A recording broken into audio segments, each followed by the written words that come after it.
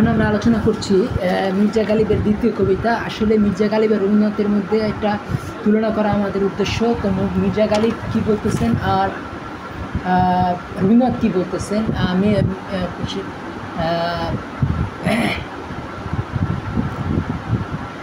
প্রায় 64 বছরের বড় ছিল মির্জা গালিব রবীন্দ্রনাথ ঠাকুরের চেয়ে। কাজেই রবীন্দ্রনাথ ঠাকুর যখনই করতেছেন তখন ব্রিটিশ শাসন ভারতবর্ষে গেড়ে বসেছে। ভারতবর্ষের প্রায় সমস্ত এলাকা ব্রিটিশের অধীনে চলে আসছে। ইভেন ভারতবর্ষের বাইরে যে বার্মা, সেটাও কিন্তু ব্রিটিশের অধীনে চলে আসছে, এবং আফগানিস্তানেও ব্রিটিশরা হাত বাড়ানো শুরু করছে। আর মির্জা গালিবের সময়টা ব্রিটিশরা কেবল এদেশে আসতেছে। মির্জা গালিব ওস্টার্ন দর্শন অত বেশি পড়েন নাই, কিন্তু রবীন্দ্রনাথ ওস্টার্ন দর্শন পড়েছেন। এবং রবীন্দ্রনাথের আগে যে বঙ্কিমচন্দ্র চট্টোপাধ্যায়, তিনিও কিন্তু ওস্টার্ন দর্শন পড়েছেন। তিনি ওস্টার্ন দর্শনের ইংলিশে পড়েছেন, গেটে পড়েছেন বঙ্কিমচন্দ্র চট্টোপাধ্যায়, তার সঙ্গে বেন্থাম, মিল, তারপরে হারবার্ট স্পেন্সার, কোতে, এইগুলোও বঙ্কিমচন্দ্র পড়েছেন, রবীন্দ্রনাথও পড়েছিলেন। কিন্তু মির্জা গালিব যে সহজ সত্যের স্বীকৃতি আমরা দেখতেছি, সেটা আমরা কবিতাগুলো আলোচনা করলে বুঝতে পারি। মির্জা গালিবের একটা কবিতা আগের ভিডিওতে আমি উল্লেখ করেছি, এবার আরেকটা কবিতা উল্লেখ করতেছি। ইবনে মরিয়াম হুয়া করে কই, মেরে দুঃখ কি দাওয়া করে কই। মানে ইবনে মরিয়া, এই যে, কারণ এখানে আমরা একটা জিনিস আলোচনা করব যে এর আগে যখন আমরা রবীন্দ্রনাথের দুইটা প্রেমের কবিতা আলোচনা করলাম, সেখানে কিন্তু কোনো একটা কুয়াশা এক ধরনের লক্ষ্য করা গেছে। প্রেম যে মানুষকে দুঃখ দেয়, কিন্তু তিনি প্রেমের বাইরে রবীন্দ্রনাথ ঠাকুর, এবং তিনি যেন অন্য এক প্রেমের কথা বলছেন, কিন্তু কোন প্রেমের কথা বলছেন তা বোঝা যাচ্ছে না। আমার চোখেতে সকলই সবুজ, সকলই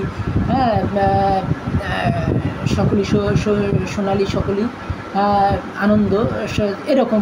মানে রবীন্দ্রনাথ বলতেছেন যে সবাই তোমরা যে বলো দিবস রজনী, ভালোবাসা ভালোবাসা সুখী, ভালোবাসা করে কয় সেই কেবলই যতনাম। এই যে ভালোবাসার ডেফিনিশন নিয়েই একটা সংকট আছে, সেখানে উঠে আসতে কিন্তু এমবডিমেন্টটা করা হয়নি যে ভালোবাসাটা কার মতো ভালোবাসা। এখানে কিন্তু আমরা একটা মির্জা গালিবে দেখবো যে একেবারে সূর্যের মতো, দিবালোকের মতো এখন স্পষ্ট হয়ে যাচ্ছে। আগের কবিতাটা ছিল কাকে নিয়ে? আগের কবিতাটা ছিল হলো গিয়া কায়েস বা মজনুকে নিয়ে। দ্বিতীয় কবিতার নায়ককে এখানে কবিতাটা শুনলেই বুঝতে পারবে। ইবনে মরিয়াম হওয়া করে কই, ইবনে মরিয়ামকে মরিয়ামের সন্তান, ইবনে মরিয়াম। তো ইবনে মরিয়ামের সন্তান হয়ে গিয়ে ঈসানবী এখানকার নায়ক, এটা বুঝতে হবে। যে ইবনে মরিয়াম হুয়া করে কই, মেরে দুঃখী দাওয়া করে কই, আমার দুঃখের কেউ কুসুম করুক। সারে আইন পার মাদার এসে কাতিল কা ক্যা করে কই। কাতিল, যে কাতিল আইন থেকে উৎপন্ন হয়, শরিয়াত এবং আইন থেকে উৎপন্ন হয়, সে কাতিলের কে কী ক্ষতি করতে পারে। তাহলে এই যে এখানে বলতেছে যে আমরা এমন এক কাতিলের মুখোমুখি হচ্ছি যে কাতিল কী করতে পারে, আইন থেকে উৎপত্তি হয়েছে, এবং এই আইনটা, এই যে আমরা ওই আগের ইচ্ছে থেকে আমরা বুঝতে পারবো ওই আইনটা কাজ থেকে উৎপন্ন হয়েছে। বঙ্কিম বলছি, এটা আমরা বলতেছি যে এই মির্জা গালিবের সময়কালটা বঙ্কিমেরও আগে। বঙ্কিমের প্রায় 41 বছর আগে মির্জা গালিব জন্মেছিলেন, এবং মির্জা গালিব ব্রিটিশদের অভ্যুত্থান দেখতেছিলেন, ব্রিটিশদের ইনসার্জেন্সি, ব্রিটিশদের যে জগৎ জয়ের এগুলা তিনি ভালো করে দেখতেছিলেন। কিন্তু ব্রিটিশদের যে দোষ আছে সেইটা কিন্তু সেভাবে তিনি দেখেন নাই। এখন আমরা দেখব যে মানে স্যার সৈয়দকে মির্জা গালিব একটা কবিতা লিখে দিয়েছিলেন, যেখানে তিনি বলছিলেন যে স্যার সৈয়দের উচিত ইংরেজি শিক্ষা করা, এবং স্যার সৈয়দ আসলে ইংরেজি শিখেছিলেন, তিনি আলিগড়ের প্রতিষ্ঠাও করেছিলেন। কাজেই মির্জা গালিবের চেতনটাকে বুঝতে গেলে ফার্সি সভ্যতার সাথে ব্রিটিশ সভ্যতার যেটা ক্লাশ, আগের কবিতাটা ছিল ফার্সি সাহিত্যের কবিতা, মজনুকে সেরা বলার কবিতা, যেখানে মজনু যদি আসলে যোগ্যতা সম্পন্ন মজনু হয়, সে কি শক মুশকিল কিয়া ইয়ে কাম भी আসান নিকলা। তাহলে যে শক্ত মুশকিল কাজও আসান হয়ে যায়। তাহলে কোথায় যদি যোগ্য মজনু হয়, তাহলে আর এখানে কিন্তু আমরা আরেকজন নায়ক পাচ্ছি প্রেমের, তিনি হলেন ইবনে মরিয়াম হুয়া করে কই। মানে কেউ ইবনে মরিয়াম মানে ঈসানবী হয়ে উঠুক, মেরে দুঃখী দাওয়া করে কই, আমার দুঃখের, আমার ব্যথা কেউ ওষুধ দিক। তাহলে এখানে ডাক্তার হিসাবে কাকে বোঝানো হচ্ছে? ঈসানবীকে। ঈসানবী তার দুঃখের দাওয়া বা ওষুধ দেবে। তাহলে সার ও আইন পার হ্যাঁ মাদার এসে কাতিলকে ক্যা করে কই, যেটা আইন থেকে উৎপন্ন হয়েছে, শরিয়াত এবং আইন থেকে উৎপন্ন হয়েছে, সেই রকম খুনির কে ক্ষতি করবে? এখানে শারীরিক আইন থেকে বোঝানো হচ্ছে যে কায়েস বা ইসলামের বা হিন্দুইজমের যে রোমান্টিক লাভ বা প্রেমের কথা বলছে, সেইখান থেকেই কিন্তু এই দুঃখটার উৎপত্তি হয়েছে এবং এই দুঃখটা এই কাতিল এর উৎপত্তি হয়েছে। কাতিল এই হত্যাকারীর কে কী ক্ষতি করবে? কারণ এটা আইন থেকে আসছে, ইসলামের আইন থেকে আসছে। এখন এর জন্য তিনি ইসলাম হিন্দুইজম আইনের পরে খ্রিশ্চানিটির আইন তিনি ইবনে মরিয়াম বা ঈসা নবীর আইনের কথা তিনি বলতেছেন। চাল জैसे कड़ी कमान का तीर, যেন কোনো বড় কামানের তীর, দিল সে ऐसे जंग क्या करे कोई, তাহলে হৃদয়ে এমন যুদ্ধ কে করে আর কে করবে? बात पर जुबान काट रही है वो कैसे ও কাহে আর শোনা করে কই, মানে কিছু কথা জুবান পারতেছে না বলতে, জুবান কেটে কেটে যাচ্ছে। তাইলে আর যদি তারপরেও কেউ বলে তাহলে সবাই তোমরা তাকে শুনো।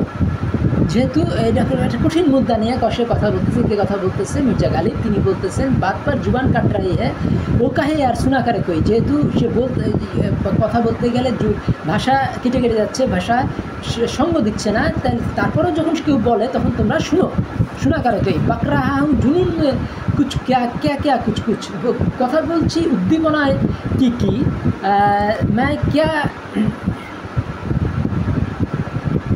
कुछ ना समझ में आए खुदा करे कोई, যে কিছু যাতে কেউ বুঝতে না পারে খোদা যেন এটাই করে। তাহলে আমি বলতেছি যে এমন কিছু কথা বলছি যা আমরা উদ্দীপনায় বলতেছি, কী বলছি কেউ যেন কেউ বুঝতে না পারে।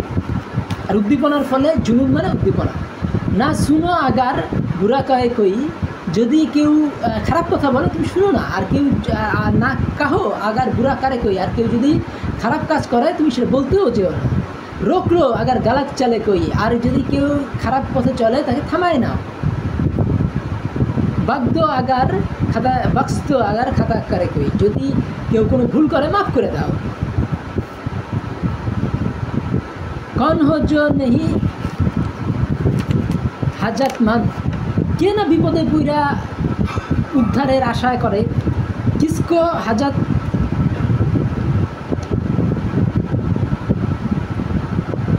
নাবা কারে কই, তাহলে কাকে আর এই হাজাত থেকে দূর করবো? কিয়া খিজির নে সিকান্দার কো আখে, তাহলে খিজির আলাইহিসসালাম কী করতেন? খিজির আলাইহিসসালাম মানুষকে পথ দেখাইতেন। খিজির আলাইহিসসালাম মুসা নবীকেও পথ দেখাইছিলেন। তো কিয়া খিজির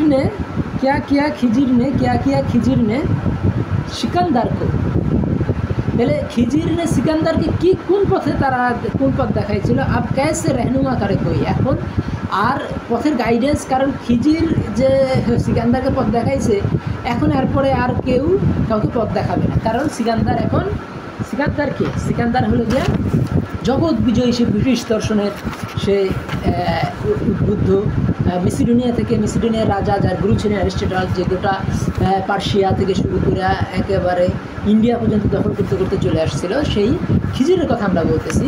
যে যাব তাওক্কু হি উঠ গায়া হে কম কিসি কা গিলা করে কই, তখন কে আর কাকে নিন্দা করবে? যখন বিশ্বাসী উঠে গেছে, তাহলে এই যে বিশ্বাসী উঠে যাওয়ার প্রশ্নগুলো উঠতেছে, যেহেতু কঠিন মুদ্রা জবান কাটরা হয়, তখন বলতেছে ও কাহে আর শোনা করে কই, যখন সে তারপরেও বলতেছে তখন তার কথা শোনা উচিত। তাহলে এখানে একটা গুরুত্বপূর্ণ কথা মির্জা গালিব বলার চেষ্টা করছেন, সেটা হলো ইবনে মরিয়াম হুয়া করে কই। তাহলে এখানে জিনিসটা বুঝতে হবে যে এই ঈসা নবীর প্রেমটা, খ্রিস্টান নবীর প্রেম হলো ক্রিশ্চিয়ান লাভ কি, এটা বুঝতে গেলে আপনাকে বুঝতে হবে রোমান্টিক লাভের বিপরীতে যে সিস্টারলি লাভ, যেটা উদ্দীপনাহীন, যেটার মধ্যে শিয়ালের মধ্যে খুব বেশি কাজ করে, যেটা এটা হলো গিয়া মানে প্রতিবেশীকে নিজের ভাইয়ের মতো ভালোবাসে। এই ব্রাদারলি লাভ বা সিস্টারলি লাভ, এইটাকে আমরা বলি, এটা সিস্টারলি লাভই বলা উচিত। এইটা হলো গিয়ে ক্রিশ্চিয়ান লাভ। ক্রিশ্চিয়ানরা বলে বিয়ে করা ভালো, বিয়ে না করা আরও ভালো। তাহলে কী হবে? সমাজটা আস্তে আস্তে ধ্বংসের দিকে চলে যায় খ্রিস্টান সমাজ, কারণ সেখানে উদ্দীপনার খুব অভাব। কিন্তু এই খ্রিস্টান লাভের ফলেই কিন্তু বাইজেন্টাইন এম্পায়ার বলি আর এম্পায়ারগুলো বলি, এই ওয়েস্টার্ন রোমান এম্পায়ার যেটা বলি সেটাও কিন্তু গ্রিক ও রোমান সভ্যতাকে eastern Roman empire western Roman দুটোই কিন্তু এই খ্রিস্টান ধর্ম আসার ফলে এই গ্রিক ও রোমান সভ্যতা ধ্বংস হয়ে গেছে। তাই কাজেই এখানে আমরা আবার সেই খ্রিস্টান লাভের কথা এখানে বলতেছে কি মির্জা গালিব, এই জন্য বলতেছে যে ইবনে মরিয়াম হুয়া করে কই মেরে দুঃখ কা দাওয়া করে কই, কেউ ঈসা নবী হোক, শরিয়া তো আইন পার হ্যাঁ মাদার ऐसे কাতিল কা क्या করে কই। কারণ রোমান্টিক লাভকে ইসলাম এবং হিন্দু ধর্ম এরা সমর্থন করে, কাজেই যেগুলো আইন থেকে উৎপন্ন হয়েছে, শরিয়া থেকে উৎপন্ন হয়েছে, এমন যে খুনি তার কে কী করবে সেই জন্য তিনি নতুন আইন আনার চেষ্টা করতেছেন মির্জা গালিব। সেটা হলো কোন আইন? সেটা হলো খ্রিস্টিয়ান আইন, বা সেটা হলো গিয়া ঈসা নবীর আইন, বা তিনি বলতে আসলে এগুলো ঈসা নবীর আইন না, এগুলো হলো গিয়া সেন্ট পলের আইন। সেন্ট পিটার এবং সেন্ট পল তারা যে আইনগুলো ঠিক করে দিয়েছিল সেই আইনগুলাই কিন্তু মানে গ্রিক ও রোমান সভ্যতা ধ্বংস হয়েছে। চল যাইছে কারি কামান তীর দিল মে ऐसे যা করে কই, তাহলে এমন যে জঙ্গ কে করতে পারে যে তীর কী বলতেছে চল যাইছে কারি কামান কা, তাহলে যেন কারি কামান কা তীর, যেন কোনো কামান থেকে বেরোনো তীর যেন কী করে দিল মে ऐसे জখম করে কই, হৃদয়ে এমন যখন কে করতে পারে। বাত পার জুবান কাটতি হ্যাঁ ও কাহে আর শোনা করে কই। তাহলে এই যে বলতেছে ইবনে মরিয়াম, তাহলে এই যে এখানে একটা জিনিস বুঝতে হবে যে যখন একজন লেখক বিখ্যাত হয় তখন কিন্তু তার ঘরে সাধারণত তিনি বিয়ে করেছেন, কিন্তু নতুন অল্প বয়সী মেয়ে হয়তো তার প্রেম পড়ে গেছে, তখন সে কিন্তু কি করে যে খ্রিশ্চান ওয়ার্ল্ডে এইসব ক্ষেত্রে বলে যে না, তাকে আমি বোন বানাই ফেলবো। সিস্টারলি লাভ, সিস্টারলি লাভে কিন্তু রোমান্টিক লাভের উন্মাদনা উদ্দীপনা এগুলো দেখা যায় না। তাহলে যদি কেউ ওই মেয়েটাকে বোন বানাই ফেলে তাহলে তো তার হৃদয়ে চিহ্ন বিচ্ছিন্ন হবে না। তাইলে এই যে দাওয়া, এই দাওয়াটা কার দাওয়া? এই দাওয়াটা হলো খ্রিস্টিয়ানিটির দাওয়া। কিন্তু আমাদের এই নিদানটা কিন্তু আসলে খারাপ, কিন্তু সেই যুগটা তখনও আসে নাই। খ্রিস্টিয়ানিটি খারাপ দিকগুলো তখনও খ্রিস্টিয়ানরা কেবল ভারতবর্ষ দখল করা শুরু করেছে, এই সময় তিনি লিখতেছেন। এবং তিনি আসলে তার চূড়ান্ত পর্যায়ে ছিলেন সিপাহী বিদ্রোহ। তখন সিপাহীরা মানে 100 বছর পূর্তি হলো ব্রিটিশ শাসনে, তার কয়েক বছর পরে তিনি মারা যান। তাইলে তিনি মারা যান 69 সালে,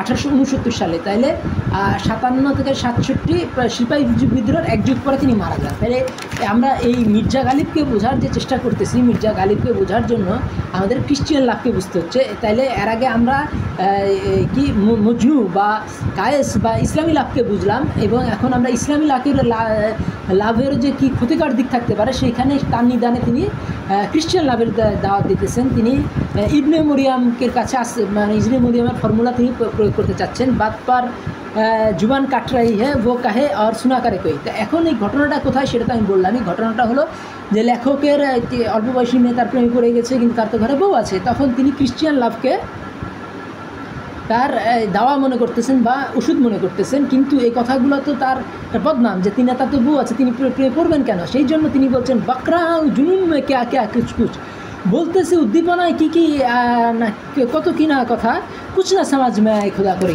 কই, যে আল্লাহ তুমি এমন করো যেটা কিছুই কেউ বুঝতে না পারে।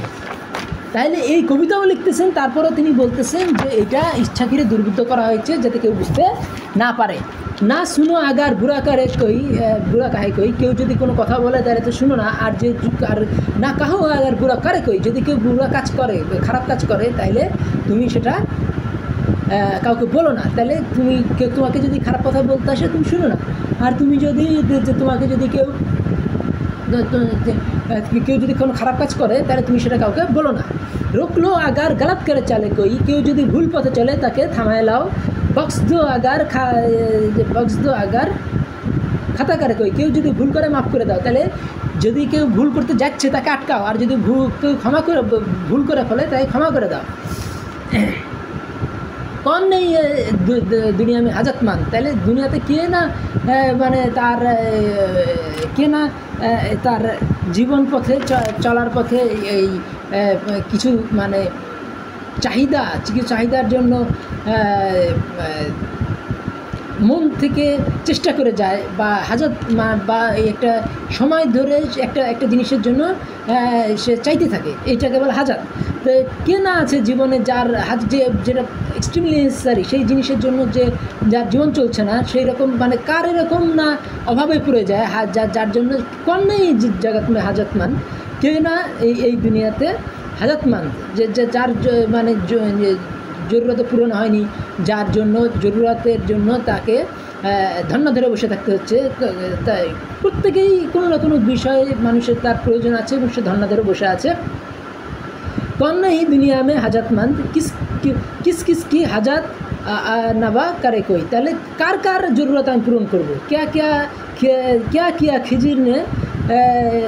খিজির নে সিকান্দারকে, তো সিকান্দার কী করেছিল, একবার গ্রিস থেকে দখল করতে করতে করতে করতে করতে করতে করতে ইন্ডিয়া পর্যন্ত চলে আসছিল। তাহলে এই যে খিজির যে ইকে পথ দেখাচ্ছিল, কার নাম কি বলে, ইকে পথ দেখাচ্ছে সিকান্দারকে, কিন্তু আব কিসে রেহনুমা করে কই, এখন আর পথ দেখানোর লোক নাই, কারণ সিকান্দার এখন আর পথ দেখায় মানে ভুল পথে চলে গেছে। যে তারপর কি আব जब तमन्ना ही उठ गया है क्यों किसी का गिला करे कोई, যখন তাওয়াক্কুল তামান্না না তাওয়াক্কুল উঠ গায়, কেউ যে তাওয়াক্কুল উঠ গায়, কেউ যখন কারো উপরে বিশ্বাস উঠে যায় তখন কে কার আর বদনাম করবে। তাহলে এই যে একটা মানে গোটা সভ্যতার যে একটা অধঃপতন তিনি দেখতে পাচ্ছেন, যে একটা মিথ্যাবাদী সভ্যতা, ব্রিটিশ সভ্যতা আসতেছে, কিন্তু তার সাথে সে বিজ্ঞান নিয়ে আসছে। তাহলে সভ্যতা ইমানের যে একটা সভ্যতা ছিল, তার এখন পরবর্তী সভ্যতা, যে আগের সভ্যতা ছিল ইমানের সভ্যতা, চরিত্রের সভ্যতা, পরবর্তী সভ্যতা হয়েছে বিজ্ঞানের সভ্যতা, মিথ্যাবাদের সভ্যতা, হিপোক্রেসির সভ্যতা। ব্রিটিশরা যখন একটার পর একটা দেশ মিথ্যা ষড়যন্ত্র দিয়ে দখল করতেছিল, কাজেই ব্রিটিশরা যে মিথ্যাবাদী তাতে কোনো সন্দেহ নাই, কিন্তু এইটার সাথে এটাও সত্য যে তারা প্রযুক্তি নিয়ে আসছে। কাজেই এইখানে ইবনে মরিয়ামকে এই ইবনে মরিয়াম ঈসা নবীর দর্শন, খ্রিস্টিয়ান দর্শনকে তিনি পথ প্রদর্শক মনে করতেছেন।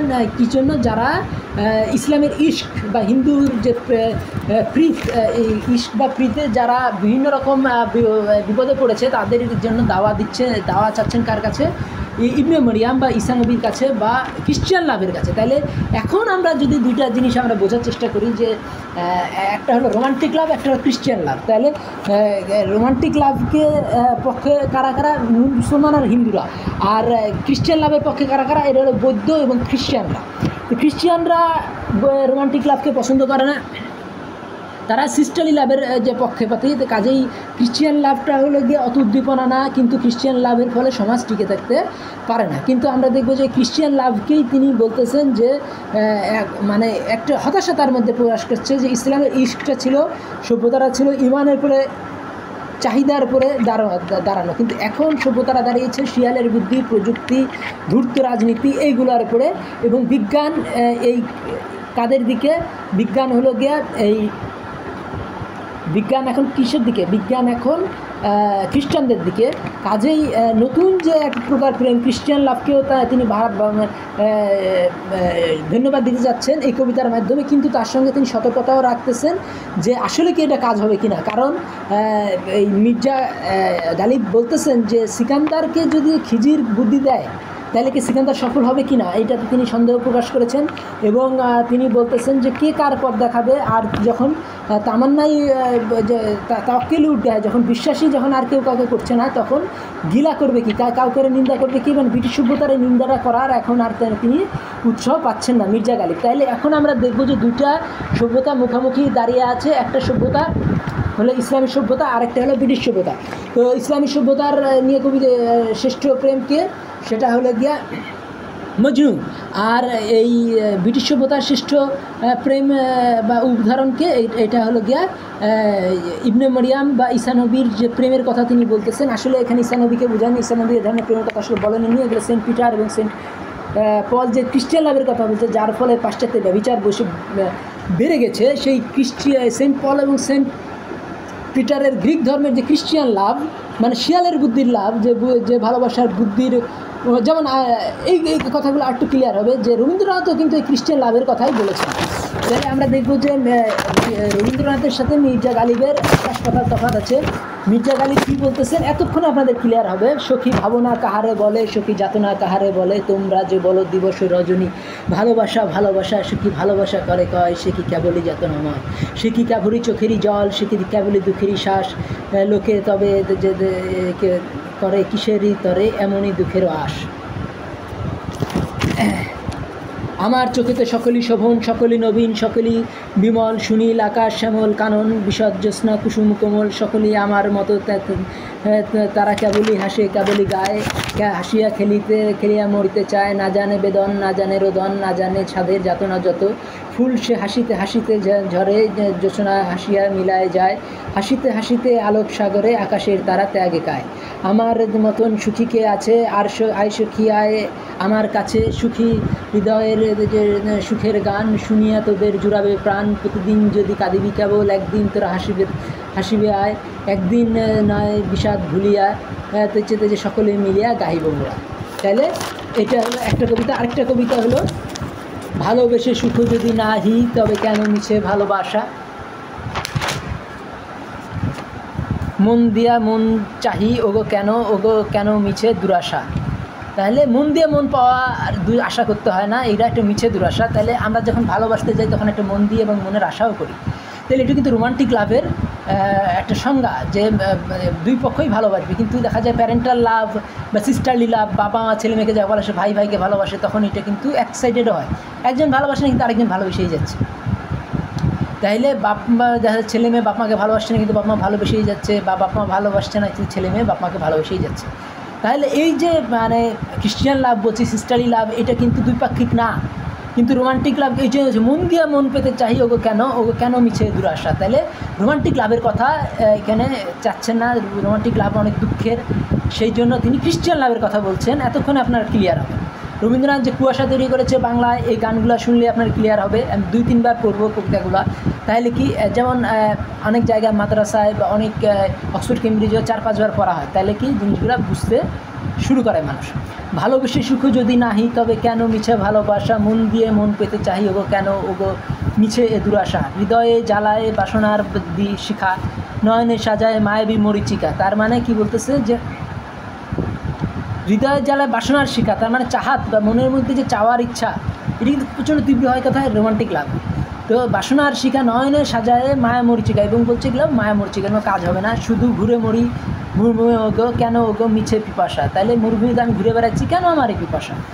আপনি যে আছে আপনার কাছে নিখিল জগতে কি অভাব আছে? তাহলে আমার কাছে আমি আছি, আমার কাছে কী অভাব আছে? আছে মন্দ সমীরণ পুষ্প বিভীষণ কুঞ্জ বিশ্ব চরাচর লুপ্ত হয়ে যায়, একই ঘোর প্রেম অন্ধ রাহু প্রায় জীবন যৌবন গ্রাসে।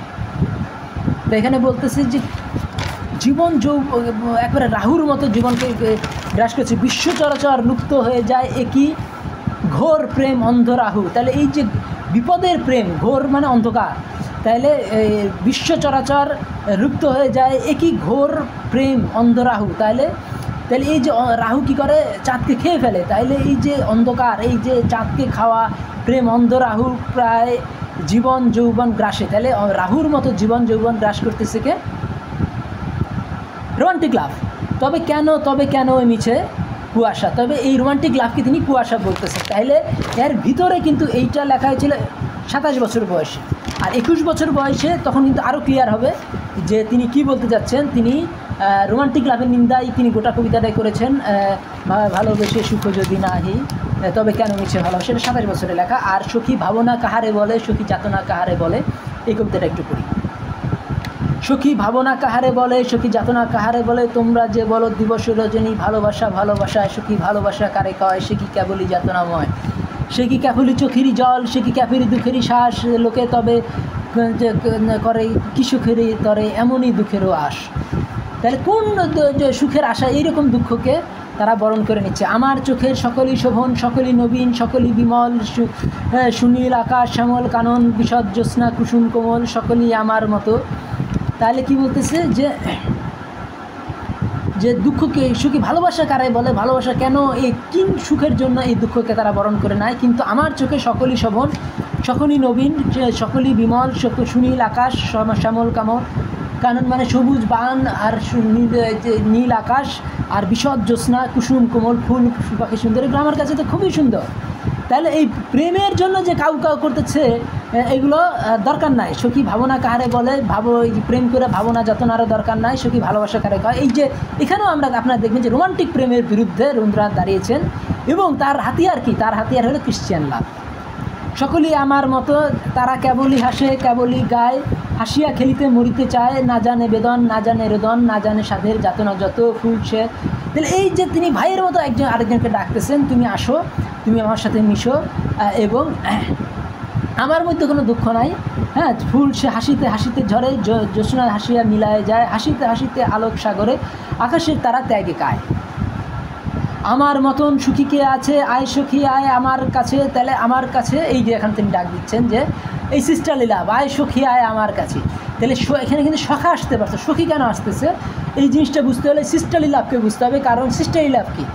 যেমন একটা কথা আছে, মায়ের রান্দে যেমন তেমন বইনে রান্দে পানি, আবাগির বেটি রান্দে রাখে চিনির টুকরা খানি।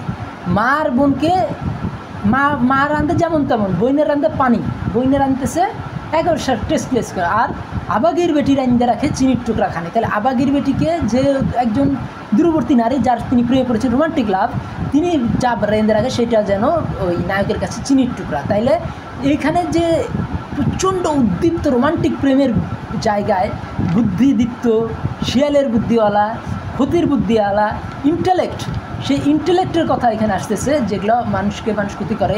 এই সব এই শিয়ালের বুদ্ধির উপরে কিন্তু ওয়েস্টার্ন টেকনোলজি দাঁড়ায় আছে। তো এই সিস্টারলি লাভের কথাই কিন্তু, এবং এই রোমান্টিক লাভ না থাকলে পরে সিস্টারলি লাভ কিন্তু হারায় যেত। যেন প্রথম দিকের গ্রিক রোমান সভ্যতা ধ্বংস করে ফেলে, কিন্তু ইসলাম এতটাই রোমান্টিক লাভের পরে, ইস্কের পরে দাঁড়ানো, বা হিন্দুইজম যে রাধাকৃষ্ণ প্রেম বা রামের যে প্রেম, এগুলোর উপরে দাঁড়ানো বলেই, যেমন ऐसो बारी ढूंढो जी হাজারো বারি ঢুন্ডো, জैसे রাধা জি কি শ্যাম, जैसे सीता जी की राम। তো এক ধরনের খোঁজ বা অন্বেষণ কিন্তু হিন্দুইজমের তো আছে, যেটা হলো যে ऐसो बारी ढूंढो जी হাজারি বারি ঢুন্ডো, তুমি 100 বার খুঁজো, 1000 বার খুঁজো, কার মতো খুঁজো, সীতা জি কি রাম, जैसे রাধা জি কি শ্যাম। তাহলে যে সীতাকে যেমন রাম খুঁজতো এবং রাধাকে যেমন কৃষ্ণ খুঁজতো, তুমিও সেরকম খুঁজো। এই সার্চ, এই চাহাত, এটা কিন্তু ইসলামী লাভ বলি আর হিন্দুদের লাভ বলি, এই লাভগুলো কিন্তু চাহাতকে উদ্দীপ্ত করে, কিন্তু ক্রিশ্চিয়ান লাভ অত চাইতে নিষেধ করে এবং সে বাসনাকে ঘৃণা করে। এই যে যেমন এখানে আমরা দেখব যে এই বাসনার কথাটা এখানে আসতেছে, যে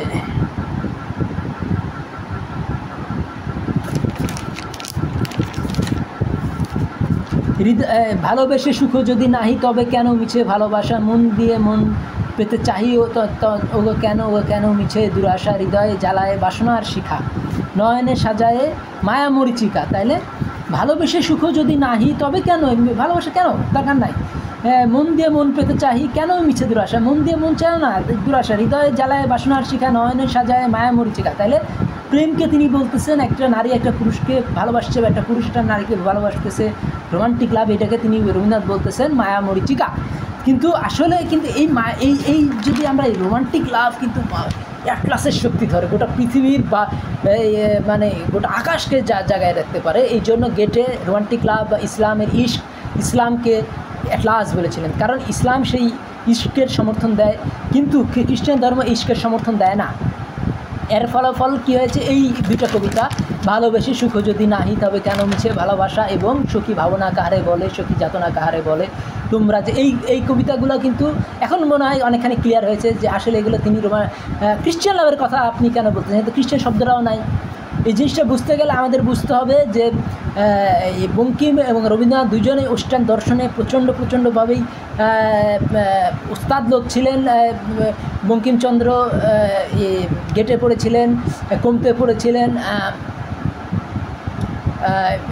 বেনথাম পড়েছিলেন, জন স্টুয়ার্ট মিল পড়েছিলেন, নিটশে পড়েছিলেন, মানে ওয়েস্টার্ন সমস্ত দার্শনিকদের বঙ্কিমচন্দ্র চট্টোপাধ্যায় পড়েছিলেন, এবং এদেরকে এবং হেগেল, তারপরে ওয়ার্ডসওয়ার্থ, শেলি, বায়রন, তারপরে এই নিটশে, তারপরে ফিক্টে, হেগেল, গেটে, এগুলো কিন্তু বঙ্কিমচন্দ্র চট্টোপাধ্যায় না, তারপরে যিনি আসছেন রবীন্দ্রনাথ কিন্তু এই যেগুলো নাম বললাম এগুলো সব পড়াছে। তাহলে এই আর এখানে আরেকটা আছে, কিন্তু এই যে খ্রিস্টিয়ান লাভের পক্ষপাতে কিন্তু বঙ্কিমচন্দ্র চট্টোপাধ্যায় ছিলেন না, কিন্তু রবীন্দ্রনাথ কেন ছিলেন? দুজনেই তো ব্রিটিশ এবং জার্মান দর্শনে পড়াশোনা ছিল, কিন্তু বঙ্কিমচন্দ্র ছিলেন হিন্দু, কাজেই হিন্দুইজমের সমর্থন তিনি জার্মান দর্শনের মধ্যেই তিনি পেয়েছেন। তাহলে কিন্তু এই ব্রাহ্ম ধর্মটা আসলে তিনি তো হিন্দুদের ওই সেক্ট বা হিন্দু থেকে বেরিয়ে যাওয়া, অনেকে বলে ব্রাহ্মরা আসলে হিন্দু, অনেকে বলে হিন্দু থেকে বেরিয়ে গেছে, এই ব্রাহ্ম গোষ্ঠীর মধ্যে ছিলেন রবীন্দ্রনাথ ঠাকুর। তো রবীন্দ্রনাথ ঠাকুর কিন্তু দেখা যাচ্ছে যে তারা গীতা পড়লে হলো না পড়লে হলো, কিন্তু বাইবেল পড়তেই হয়। তারা ব্রাহ্ম, তাদের মন্ত্র ছিল বাংলায়, তারা হিন্দুদের মধ্যে দিয়ে একটা উৎপন্ন, তারা ইংল্যান্ডকে তারা তাদের আদর্শ জায়গা মনে করতো। যেমন এই ব্রাহ্মধর্ম প্রতিষ্ঠাতার কবর কিন্তু সেই ইংল্যান্ডে আছে, রাজা রামমোহন রায়। এবং ব্রাহ্ম ধর্মের যে আরেকজন নীরসী চৌধুরী, তার জীবনের শেষ 30 বছর কিন্তু ইংল্যান্ডে ছিলেন এবং তার কবর ইংল্যান্ডেই আছে। তাইলে এখন আমরা দেখব যে এই ব্রাহ্ম ধর্মরা কিন্তু ব্রিটিশের পক্ষপাতেই, তারা জার্মান দর্শনের পক্ষপাতে ছিল না, এবং ব্রিটিশ দর্শন বলেই তারা কিন্তু ইসলামের শ্রেষ্ঠতা সেভাবে স্বীকার করেনি। ফলে জার্মান দর্শন যেমন জার্মানের শ্রেষ্ঠ কবি গেটে যেমন ইসলামের প্রশংসায় 250 খান কবিতা লিখেছে, শেক্সপিয়ার কিন্তু লেখেন নাই। কিন্তু শেক্সপিয়ার বা ঈদের কথা আমরা যদি বলি, ব্রিটিশ দর্শনের কথা বলি বা খ্রিশ্চান দর্শনের কথা বলি, সেইখানে কিন্তু সেই রবীন্দ্রনাথ কিন্তু সেই খ্রিশ্চিয়ান লাভটাকে কিন্তু এখানে আনতে চেষ্টা করেছেন, এবং তিনি চাহাতকে কিন্তু বা বাসনাকে তিনি ঘৃণা করেছেন। মানে সেই বাসনা যে প্রচণ্ড উদ্দীপ্ত বাসনা, যে বাসনা গোটা পৃথিবীর ভর বহন করতে পারে, আকাশকে ঠেকিয়ে দিতে পারে অ্যাটলাসের মতো, সেই বাসনা কিন্তু এই জিনিসগুলো যেহেতু বাংলায় আসেনি, রোমান্টিক লাভটা সেভাবে আসেনি, ইসলামের সেভাবে আসেনি, মির্জা গালিব বাঙালিরা অনেকেই ভালোভাবে বোঝে না, যার ফলাফল হয়েছে বাঙালি কিন্তু সায়েন্সে নোবেল প্রাইজ পাচ্ছে না, না ঢাকা না কলকাতা। কিন্তু একটু আগে আমরা যে পড়লাম যে এখানে কিন্তু দুটো কবিতা আছে মির্জা গালিবের, সেটা প্রথমটা হলো কি যে মজনুকে নিয়ে, যে শক্ত মুশকিল হ্যাঁ ক্যা ইয়ে কাম ভি আসান নিকলা। তাহলে শক্ত মুশকিল কামও কি আসান হয়ে গেল। তাহলে মুশকিল আসান কীভাবে হয়, যে হিম্মতে দুঃসর পাশান, যে প্রেম কষ্টকে ভালোবাসে, কষ্ট করার হিম্মত রাখে, এবং আমুজে ফান, তাহলে কী হয়, যারা নতুন নতুন শিল্পকলা আর্ট চালাইতে পছন্দ করে, তাদের জন্য শক্ত মুশকিল কি, তারা এই শক্ত মুশকিলও আসান হয়ে যায়। এবং আরেকটা কী হয়, যেখানে এক ফোঁটা পানি পাওয়া যায় না, সেখানে তুফান পাওয়া যায়। তো যেখানে উত্তর ভারত দক্ষিণ ভারত সায়েন্সে একটা নোবেল প্রাইজও ছিল না, এরা অনেক পিছনে ছিল বাঙালির থেকে। উত্তর ভারতের লেট রেনেসা, যেটাকে বলো, রেনেসা কিন্তু একটু পরে আসছে, কারণ ব্রিটিশরা ওই এলাকা দখল করেছিল। পরে পাওয়া যখন সমস্ত ব্রিটিশ এবং ইউরোপীয় দর্শন আত্মস্থ করে বসে আছে, মির্জা গালিব না, এটার নাম হলো গিয়া বঙ্কিমচন্দ্র চট্টোপাধ্যায়, এবং আরেকজন বঙ্কিমচন্দ্র চট্টোপাধ্যায়, এবং আরেকজন হলেন গিয়া রবীন্দ্রনাথ ঠাকুর। তখন কিন্তু ওই সমসাময়িক ছিলেন হুসাইন আজাদ এবং আলতাফ হোসেন হালি, মির্জা দাগ দেহলভি। তারা কিন্তু কেউই ওয়েস্টার্ন দর্শনে হাফেজ হয়েছিলেন না। কিন্তু পরবর্তীতে আমরা দেখব যে ইকবাল, প্রেমচাঁদ, মহাত্মা গান্ধী, এরা কিন্তু ওয়েস্টার্ন দর্শনে হাফেজ হয়ে বসে থাকে, এবং এই মির্জা গালিবকে তারা পুনঃপ্রতিষ্ঠা করে। মির্জা গালিব কী হলো, গোটা ভারতব্যাপী তারা শ্রেষ্ঠত্ব অধিকার করে এবং বাসনার প্রতিষ্ঠা করে। যেখানে এই রবীন্দ্রনাথ ঠাকুর বাসনাকে ঘৃণা করেছেন, চাহাতকে, মানে সেই যে প্রচণ্ড জয়, সেইটা কিন্তু বাংলায় সেভাবে নাই। কিন্তু উত্তর ভারতে এই জিনিসটা খুব ভালোভাবেই আছে। সেখানে কি বলতেছে যে শক্ত মুশকিল হ্যাঁ ক্যা ইয়ে কাম ভি আসান লিখা, মুশকিল কামও আসান হয়ে যাচ্ছে। তারা কি যে সায়েন্সে নোবেল প্রাইজ পাওয়া কিন্তু অত্যন্ত কঠিন কাজ, শক্ত মুশকিল, সে কাজও আসান হয়ে গেছে। তারা কি করছে, আব্দুল সালাম তিনি আইনস্টাইন যে কাজটা করতে পারেনি, সেই কাজটা করে চারটা বল একত্র করার যে কাজটা অসমাপ্ত এখনও আছে, তার কিছু অংশ করে আব্দুল সালাম নোবেল প্রাইজ পেয়েছেন। তারপরে Nobel prize CV Raman effect Nobel prize পেয়েছেন। এরা সবাই দক্ষিণ ভারতের যারা অল্প কিছু লোক আছে, 28 কোটি লোক আছে, তারা কিন্তু ভারতের প্রায় 3-4টা সায়েন্সে নোবেল প্রাইজ পেয়েছেন। উত্তর পাঞ্জাবও 3-4টে সায়েন্সে নোবেল প্রাইজ পেয়েছে। কিন্তু আমাদের বাঙালি কিন্তু না ঢাকা না কলকাতা আজ পর্যন্ত একটা সায়েন্সে নোবেল প্রাইজ পায়নি। কারণ যদিও রবীন্দ্রনাথ দাবি করতেছেন যে রোমান্টিক লাভ কুয়াশা, আসলে রবীন্দ্রনাথ নিজেই একটা কুয়াশা। রবীন্দ্রনাথের এই যে দুইটা প্রেমের যে ব্যাখ্যা করলাম এবং তার সাথে মির্জা গালিবের তুলনা করলাম, এতে অনেকের আশা করি কুয়াশাটা কেটে গেছে। তারা ইসলামী লাভ বা মজনুর লাভের সাথে এই খ্রিস্টিয়ান লাভের তুলনা করতে শিখেছে। আর খ্রিস্টিয়ান লাভের ক্ষতিকর দিকটা কি সেটাও তারা বুঝতে পেরেছে। কারণ এই যে মায়ের রান্দে যেমন তেমন বইনের রান্দে পানি, এই পানির সভ্যতা কিন্তু সিস্টারলি লাভ বা ক্রিশ্চিয়ান লাভ সভ্যতাকে ধারণ করে রাখতে পারে না। আগেও এটা এই ক্রিশ্চিয়ান লাভ কিন্তু ইউরোপের সমস্ত মানে গ্রিক রোমান সভ্যতা ধ্বংস করেছিল। এখনও কিন্তু ইস্টার্ন সভ্যতা ধ্বংসের মুখোমুখি, তাদের পরিবার ধ্বংস হয়ে যাচ্ছে। তাদের এখানে দেখা যাচ্ছে যে মানে ডিভোর্সটা খুব কমন হয়ে যাচ্ছে আমেরিকাতে, হলিউড থেকে শুরু করে সব জায়গায় ডিভোর্স কমন হয়ে যাচ্ছে। দেখা যাচ্ছে অনেকে লিভ টুগেদার করতেছে, যেগুলো থেকে হচ্ছে কি সন্তানরা একটা অসুস্থ পরিবেশে বড় হচ্ছে। তাহলে এখানে যে ঈশ্বরের প্রতি বিশ্বাস, সেগুলো অনেকখানি আল্লাহর প্রতি বিশ্বাস নষ্ট হয়ে গেছে। কাজেই আমরা ক্রিশ্চিয়ান লাভ আর রোমান্টিক লাভ যদি এই দুটো তুলনা করতে পারি, তাহলে কিন্তু আমরা বঙ্কিম বলছি যে রবীন্দ্রনাথ এবং মির্জা গালিবের মধ্যে তুলনা বোঝাবে। এবং মির্জা গালিব কিন্তু অনেকখানি ইনক্লুসিভ। মির্জা গালিব কিন্তু ক্রিশ্চিয়ান লাভকে পুরোপুরি ত্যাগ করিয়ে দেন নাই, তিনি ইসলামের মজনুল লাভের প্রতি জোর দিয়েছেন, কিন্তু ক্রিশ্চিয়ান লাভও কিন্তু দরকার হবে বলে তিনি মনে করেছেন। কিন্তু এই যে জিনিসটা ইনক্লুসিভ, ঈশ্বর দর্শনটা, উত্তর ভারতের দর্শনটা ইনক্লুসিভ।